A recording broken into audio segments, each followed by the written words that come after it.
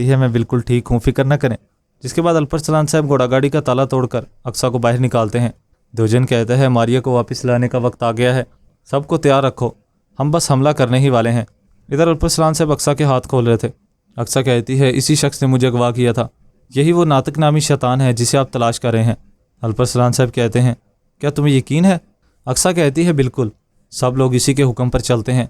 जिस गार में मुझे रखा गया था वहाँ इसने चेहरा छुपाने वाला नकाब पहना हुआ था, मगर मैंने इसे देख लिया, यही नातिक है, इसी ने ही सब कुछ करवाया है। मेरे पास अभी इसे मारने का एक मौका है। इसे मालूम हो गया है कि मेरा राज फाश हो गया है, इसी ने मुझे अगवा करवा दिया था।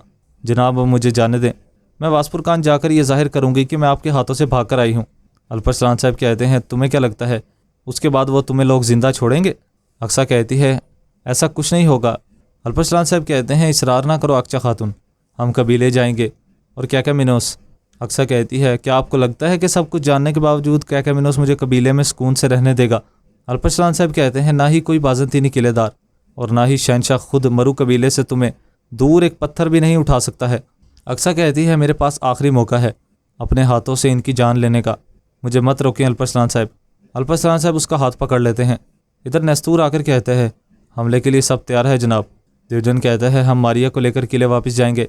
जिसके बाद वो अपने आदमियों के साथ आगे बढ़ने लगता है। इधर अक्सा कह रही थी जनाब मुझे जाने दें। अल्परसलान साहब कहते हैं तुम कभी नहीं जा सकती, हर चीज़ का एक मुनासिब वक्त होता है और इंतकाम का भी वक्त है। अक्सा कहती है जो कहना था कह दिया है, मैं कबीले वापस जाऊंगी। अल्परसलान साहब कहते हैं अक्सा खातून। इतने में ही सिपाही कहते हैं अल्परसलान साहब वो आ गए हैं। वहाँ पर बाज़ंतीनी फ़ौज आ जाती है और उनको चारों तरफ से घेर लेती है। देवजन कहता है लड़की को हमारे हवाले करो तो फिर हम लोग तुम्हें जाने देंगे, वरना तुम लोग यहाँ से ज़िंदा नहीं बच पाओगे। अल्परसलान साहब कहते हैं हम मैदान जंग से ज़िंदा बचकर वापस जाना भी नहीं जानते हैं, बल्कि इज़्ज़त से वापस जाना चाहते हैं। अक्सा तलवार उठा लेती है। देवजन कहता है क्या तुम्हें लगता है कि हम तुम्हें मौत नहीं देंगे? इतने में ही अक्सा वहाँ पर देवजन के साथ लड़ने लगती है।